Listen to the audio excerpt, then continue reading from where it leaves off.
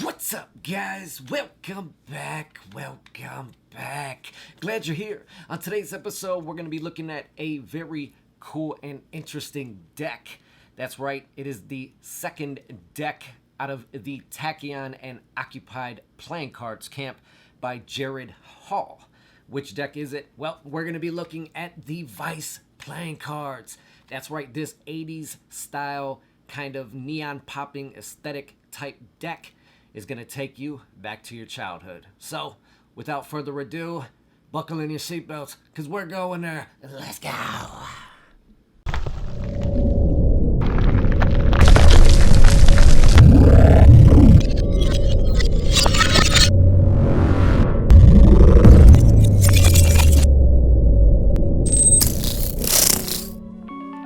Alright, so the Vice playing cards, conceptualized and designed by Jared Hall of Occupied Playing Card Company. Vice playing cards is an 80s inspired design with a contemporary twist. The deck harkens back to the bright neon palettes of the 80s with an undeniably unique aesthetic used to create a vibrant cardistry-focused deck of cards. The Vice playing cards launched on Kickstarter on August 24th, 2018, and it was successfully funded after 279 wonderful backers pledged in $8,494 of an original $6,000 goal. The front of the tuck case kind of has this almost sunset-looking type of graphic there on the right side of the deck. That same kind of sunset-looking design wraps all the way from the front to the right side and all the way to the back.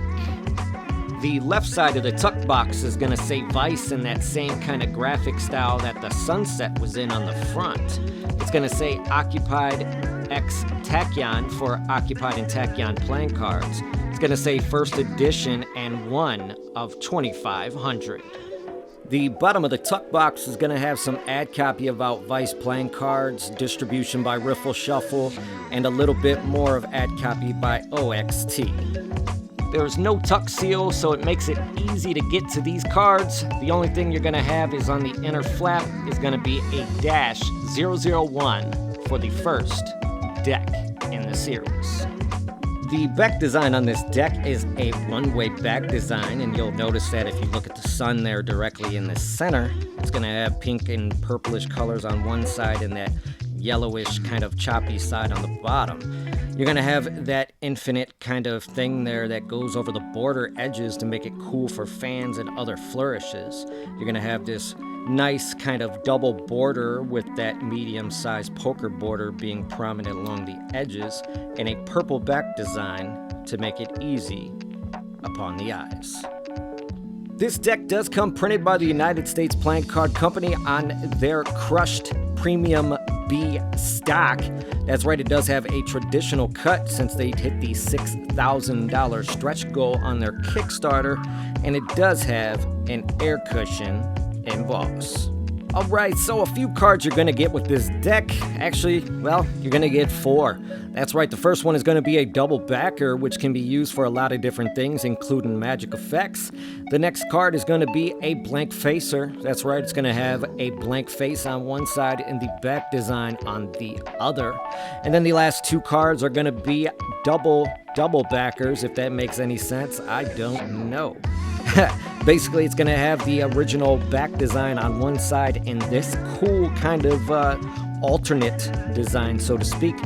And, well, if I had any clue, I would say it could be a hint towards what the next design might be. The pips and indices in this deck are pretty much standard, except for a very, very bright recoloring, as you can see here. The clubs and spades are more of a purple color than the pink and oranges that we're seeing. And then the diamonds and hearts are more of that pinkish red-orange color that we're seeing, other than red. The court cards carry over that same kind of theme with the purples, pinks, and kind of oranges and yellows you can see here. Now, they are going to have that standard feel. As you can see, they are the USPCC standard courts that we're used to. But like I said, they do have that kind of cool psychedelic effect, making them really bright and useful for cardistry. The aces are the same as well, as you can see there, until we get over to the really nice ace of spades. It's going to have that enlarged spade pip in the center that's going to kind of carry over from the front of the box with that cool kind of eccentric sun.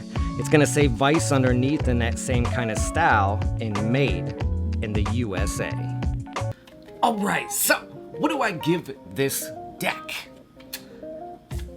I give it a 4 out of 5. I give it a 4 out of 5. It was right on the cusps of that perfect score.